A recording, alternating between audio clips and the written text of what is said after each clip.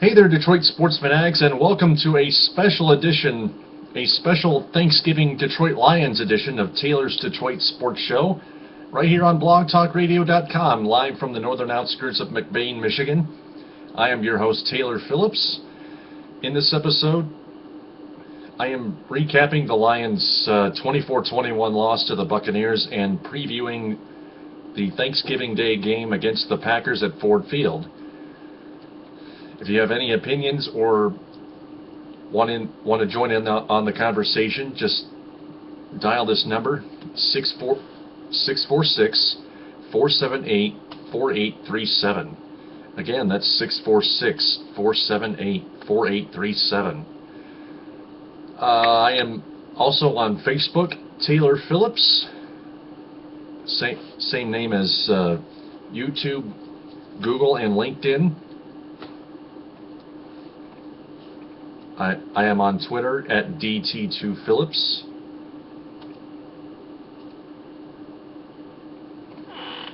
I also have a Detroit sports page called Taylor Phillips's Detroit Sports Page, and I created a group recently, Taylor Phillips's Detroit Sports Group. You can join those too and become a fan. And I just a catch, no Packer fans allowed on my pages or on my page or in my group.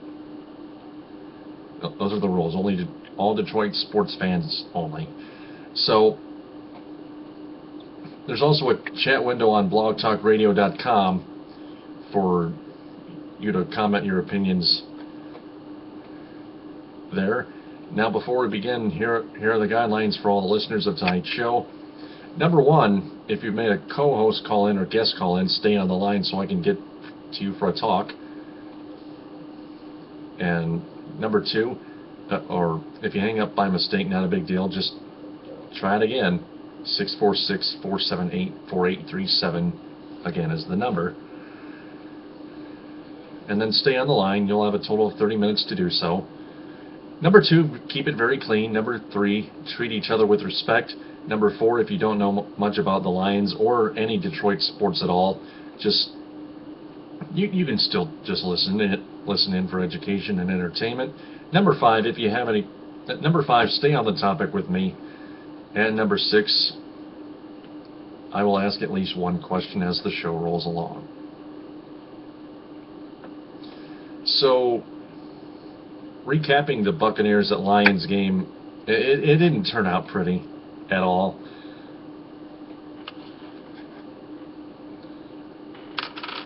The Lions committed 5 turnovers total, and they were off to yet another sluggish start. And again, I kept trying to base on that. The Lions have to start much fresher, much more energetic, much more fundamentally.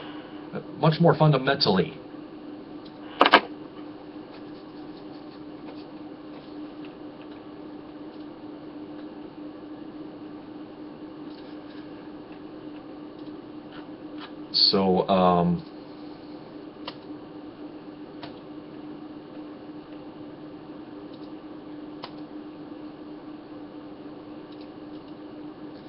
opening up all the articles in new tabs on a new window from prideofdetroit.com.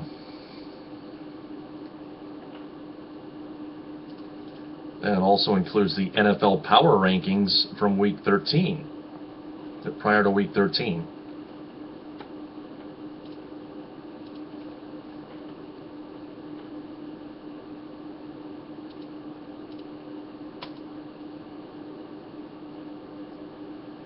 Well,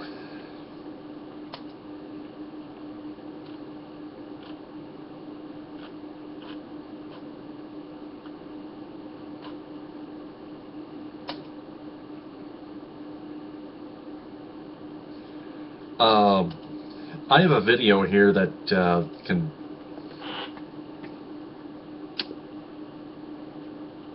of Jerry Mallory's analysis on the Lions' loss. So I'm going to give it to you right now. He is playing the blame game for their loss to the Buccaneers. Take it away, Jerry. Jerry Mallory here, SBNationPrideDetroit.com. We know the scenario. We're 6-5. Things have looked pretty bad the last few weeks, and there's plenty of blame to go around. Pittsburgh's in the rearview mirror, but some of the same issues that reared its ugly head in that game came to the foray at home against a 2-8 Tampa Bay Buccaneers team. Granted, they won their last 2 games, so they were on a bit of a streak. Maybe Mr. Glennon has started to find his way in the chemistry with the team. There's absolutely no excuse. And if you can lose to a 2-8 team at home, when you look at the rest of the schedule, what game is a guaranteed win? Well, none of them now. Let's go ahead and play the blame game, though, and talk about some of the culprits. And we'll end it with you, Mr. Schwartz, because this issue is a lot deeper than the last 2 games, and I'm starting to notice a trend. And I can look back to another team here in Detroit as to what we may end up having to do to get to that next level. Now, starting with the blame game, we'll go with Calvin Johnson. Yes. Now, Calvin looked good in spots, going against Revis. He got his catches, but when we need him to make the big catch, to hold on to the ball, I know it got jarred away, and it can happen. He wasn't able to do it. Now, Calvin's a great player. He doesn't have many, if any, holes in his game. I do think his hand strength could be better. There are times where, yes, that ball gets jarred away from him. Whereas, you see a guy like Brandon Marshall, if it's thrown his way, it's a catch. That's it. Said and done. I guess there is no such thing as a perfect player. If there's one criticism I can have, it's not just because of this game, because of the big catch that would have gave us probably a guaranteed field goal or possibly a touchdown. It's not just because of that one play. It's a trend that I've noticed with Calvin as a whole. So some blame, yes, does go to him. The defense, specifically the secondary, Chris Houston has looked very bad this year. Up and down overall, but after signing a big contract. A contract in which we gave him almost as a means of him not going to New England, which show how good of a year he had the year before. In fact, that Bill Belichick wanted to give him a decent-sized contract. Chris Houston's not the only player that's to blame in the secondary. The rest of the secondary is to blame as well. They've got to cover the receivers better. I've seen very poor secondary defense over the last decade or so by the Lions. Continue on, Jerry. It's been the exact opposite this year. We're paying him a solid number 1, at least number 2, quality numbers, production-wise, and we're not getting it from him. Once again, he gets beat. Matt Stafford, yes, we know, we see the interceptions. Some of them you can say were misfortune because, yeah, there were some bad bounces, maybe some routes were ran incorrectly, but the accuracy just was not there. So many opportunities, but he can just drop it right in there, and he doesn't, so some blame goes to him. And then, yes, there's Jim Schwartz. You remember what happened just last week with Pittsburgh? Well, some bad decisions have reared its ugly head once again. Now, the first one is in the opening minutes of this game, in the first quarter, choosing not to challenge one interception. It was not an interception. Pittsburgh, or make that Tampa Bay player, drop the ball. The replay, to me, clearly showed it, but he chose not to challenge. I mean, what do you have to risk? It's just a timeout. It's the first half. We'll talk about timeouts a little bit later. Obviously, it was a big snafu he did at the end of the game. And so it just seems like whatever he decides just has not been working lately. A lot of circumstances, especially when they're up, heading into halftime, he gets conservative. Well, he decides to play a little bit risky this time around, and what happens? There's a pick 6. I think he's taking more chances, and the chances just aren't working. We've gotten on him, and I have too, about kind of just packing it in at the end of the half. But if them going for it and trying to score to end the half results in pick 6s, maybe he should stay conservative. And then at the end, they're on offense, and for whatever reason, they couldn't get the play across. They had to burn a timeout. To me, inexcusable, because look at what it cost you. And I said this well before it translated onto the field. If you're looking at what's going on, there's about a minute or so left. You got 3 timeouts. Now, you want to score. You want to put yourself in the best possible situation to either get the field goal or that touchdown. So you say, no, Jerry, use that timeout because you need every advantage. I say no. In my opinion, you do everything possible, but the time is your biggest enemy. In fact, just score the touchdown, take the lead, so you can win the game. So do everything possible to get a touchdown or a field goal except using any of those timeouts. Because after the interception, even if this happens, we still have 3 timeouts with a minute left. That means 3 quick stops. If we can do that, we'd have the ball back with 30, 35, 40 seconds because you're not going to burn that much time off the clock. Instead, having only 2 timeouts, every timeout basically costs you 40 seconds. They pretty much are able to run the clock out. To me, as a coach, you've got to know that. You've got to get that play in. You've got to tell Stafford, whatever you do, don't burn a timeout. And by all means, keep those things because you need it just in case. I think a coach like a Belichick or even a Jim Harbaugh or some of the coaches that I think make very wise decisions, time in and time out, they wouldn't burn a timeout like that, but Jim Schwartz did. And so here we are at 6-5. The crazy thing is we're still the 3 seed. Are we still the favorite? That's the question I want to turn to you now. We're just a half game up technically on both teams, so you be the judge. Yeah, I'll be the judge, all right, Jerry. In fact, right now I'm going to say there is no favorite. Although the Lions and Bears are tied for first place, Green Bay is still stuck in 3rd place after tying with the Minnesota Vikings, obviously.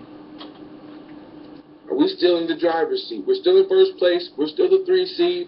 Looking at this schedule, if we can get 9 or 10 wins, it puts us in a good shot at winning the division. The wild card is getting more and more difficult. There are 2 or 3 teams ahead of us for that. Teams that own tiebreakers, teams with better records. We need to win the NFC North. Let's hurry up before a guy like Aaron Rodgers comes back. He looks up and says, hey, we're only a half game back. We've got to put a stranglehold on this division, winning one of the 2 games. But now we're going to be in a dogfight. We're going to get back in a couple of days looking at the schedules remaining for each of the teams, our odds, etc., etc. We got some big games coming up. The one against Philadelphia is huge. That one is huge. Obviously, every game you want to win. When you're talking about tiebreakers, if we want to win our division, if we want to have the 3 seed as opposed to the 4 seed, we own the tiebreaker against Dallas. We want to get the tiebreaker against Philly.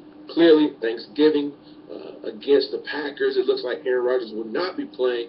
Maybe we'll be seeing Matt Flynn again. Insert your 2011 Game 16 joke here. So, just disappointing, man. Maybe they have their players only meeting. Whatever has to be done, they need to do it. A sense of urgency needs to be there for the team, a sense of desperation. Here's your opportunity. How many of you remember when the Lions won the division? I'm going to be honest. I was probably too young. I was. I started watching football around 9 or 10, so I don't even remember them winning a division. It's been that long ago. And for some of you that were there, Kind of like back in time. so much has changed since then. Here you are staring at the NFC North title, and what do? They squander 2 games. I think coaching has a direct effect on it, and the more I think about it, this is my sentiment at the beginning of the season. They started making some changes, doing good. I kind of changed my tune. Now I'm falling back. I like Schwartz. I think Schwartz is a coach that can get you to the playoffs, a coach that can maybe on an occasion win. He has gotten to the Lions to the playoffs, but right now, as of late, he's been losing it. So, at least I'm going to be the judge of that, Jerry, but continue on. Your division, I don't think he's a coach that can win you a Super Bowl yet. Not saying that this team is ready to win the Super Bowl. Reminds me of 2004 where the Detroit Pistons had a good coach in Rick Carlisle, but he was not quite ready to take them to the next level. They bring in Larry Brown. They win a championship. Lo and behold, Rick Carlisle wins a championship years later because with the seasoning and the experience, he was then ready. I think that may be the case with Jim Schwartz. And this team, if we want to get to that next level, maybe we have to start looking the following year, even if we go to the playoffs, at your John Grudens, at your Bill Cowhers. Who knows what names will be available, because at this point, I think Schwartz is a little further removed from being a championship caliber coach. then maybe this team will even be ready to contend for the NFC in the next 2 to 3 years. Schwartz may be looking at 5 or 6 years in terms of what he can do. At the end of the day, though, the players play the game, and I'll take a good team with a bad coach over a good coach with a bad team any day of the week. I'm not calling the Lions a good team. I'm not even calling Schwartz a bad coach. I'm just trying to diminish what I said about Schwartz, saying he's not ready. I personally don't think he is, but players, good ones at that, can overcome any and everything. So that's going to do it, guys. Leave your comments, thoughts at the allocated sections. Don't forget to subscribe. We'll be back in a couple of days. Thanksgiving Day is coming, so it's a quick turnaround. Only 4 days until the next game. I want to thank each and every one of you for watching. We'll be back, as always. This has been Jerry Mallory, a disappointed and downhearted Jerry Mallory, but we are still in first place, so that's a good thing. And until then, I'm out of here. Thanks for watching. Thank you, Jerry Mallory. You just answered the question I was about to ask. Right now, or soon, whichever I may prefer, about Jim Schwartz. Jim Schwartz's future. I think I just don't know if the Lions can wait that long for Jim Schwartz to finally be a championship coach. His comments on the loss to the Buccaneers, on the Lions' performance, you can't explain it. It was a poor performance. We had a punt blocked. We had 5 turnovers, including 4 interceptions by Matthew Stafford. He's just having a rough year. He's still a good quarterback. We gave up a play over the top. We played our butts off on defense the whole game, and then gave up a play up over the top for a touchdown and a coverage that we shouldn't have given up on that play. That's how we ended up with a loss. Even though there were a couple things that we did that were good to keep us in the game, it didn't make up for the mistakes that we made, which were too many of them. On explaining the number of turnovers, well, Megatron fumbled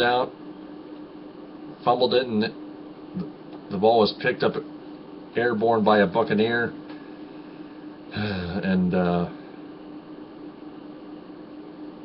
Stafford made a mistake on one interception for a pick 6.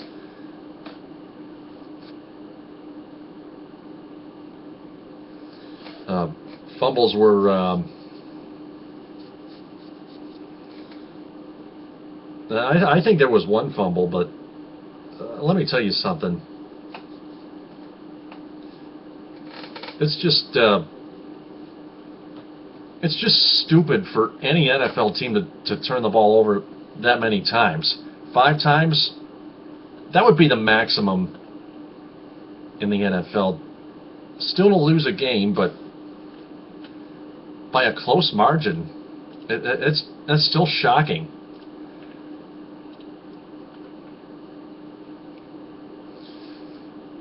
So, moving on to the injury report. Chris Houston and Calvin Johnson were among the players that were out at practice earlier today for the Lions. Johnson's knee injury is nothing new, but Calvin Johnson said the same day that he will be all right, which is inevitable. We've seen him play through the knee injury like the last few games, and I think he'll be fine too. He just has to step up his game a bit, sacrifice his knee and the rest of his body. You know what? Just keep doing his thing. Just hang on to the ball this time. That's all we ask. Chris Houston,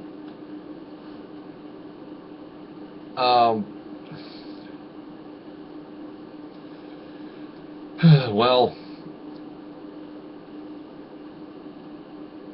Houston's situation doesn't sound quite as promising. He had an MRI on Monday,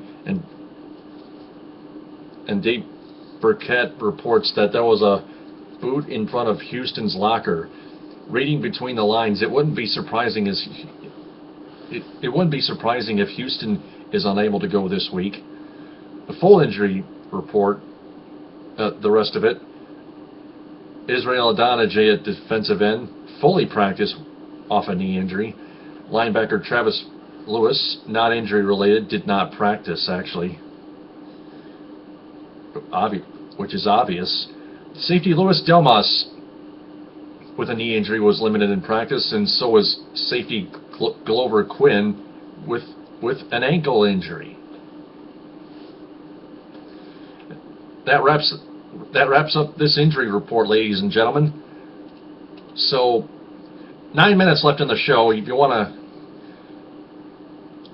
make any early predictions on the show for Packers at Lions this Thursday, just call in at 646-478-4837. That's 646-478-4837. My name is Taylor Phillips, and this is Taylor's Detroit Sports Show, the Lions edition, a special Thanksgiving Lions edition. I am on Facebook, Taylor Phillips. Same name on YouTube, Google, and LinkedIn. Also on Twitter at DT2Phillips. And a chat window on blogtalkradio.com for you to comment your opinions. Remember the guidelines. Now, the NFL Power Rankings after the loss, the Lions fall yet again.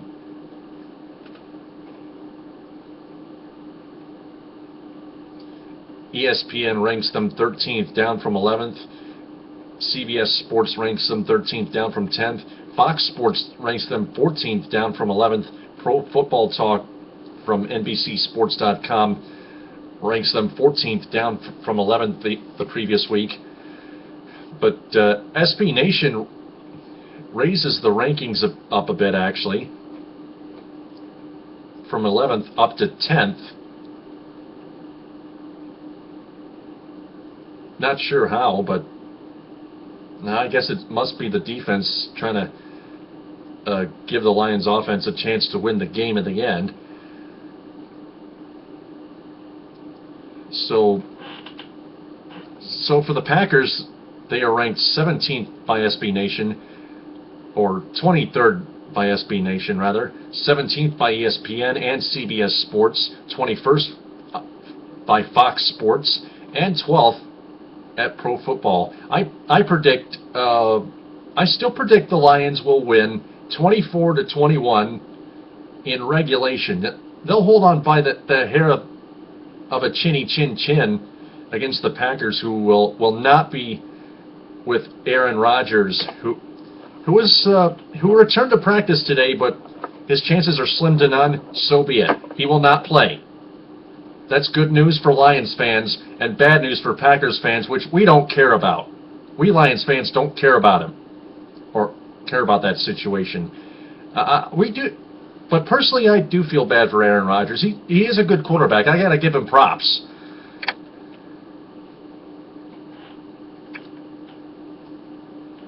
And this NFL Power Rankings source on prideofdetroit.com says Rodgers will indeed be out again this week, which hopefully means another loss is on the horizon for Green Bay. Aaron Rodgers is Green Bay's Achilles heel, without the shadow of a doubt. So, looking at this article, Lions notes who will start at quarterback for the Packers on Thanksgiving. Either Matt Flynn or Scott Tolzien at quarterback, by Sean Ewell from his Twitter handle at Sean Ewell, SeanyUille.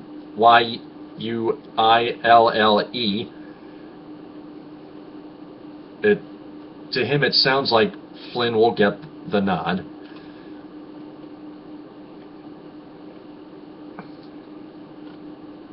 So I'll take his word for it. It'll be Matt Flynn versus Matthew Stafford, Matt versus Matt. Again, the Packers are coming off an obvious tie to the Minnesota Vikings, who have been bringing up the rear in the the NFC North. The Lions and Bears are tied for first place at 6-5. The Packers are 5-1, I think. Well, the Vikings, well, they're already eliminated, as far as I'm concerned.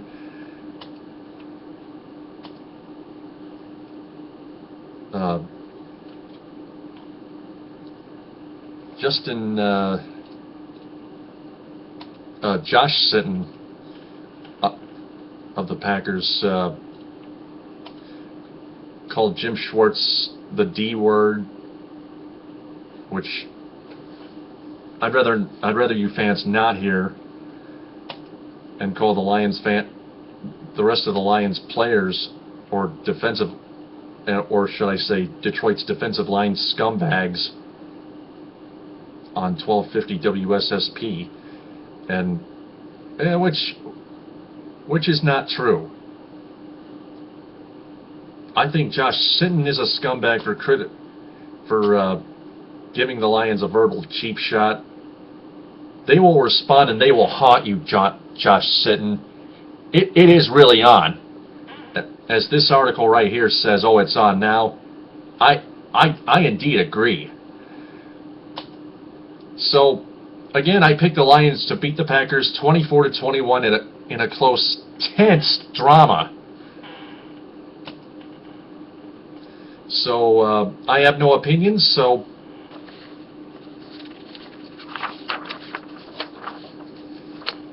I thought I wanted Schwartz and the entire coaching staff to be fired, but Jerry Mallory brought the positive sides on Jim Schwartz. Maybe the Lions should just fire Scott Linehan, the offensive coordinator, just like Michigan football's offensive coordinator Al Borges should be fired, either soon or immediately, or after the season is over against the Ohio State Buckeyes.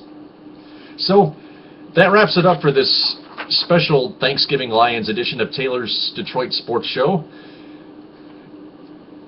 Coming up this Friday at midnight, I will recap that Lions-Packers game, and then I think that will be short, unless I can try the best I can to fill up the time.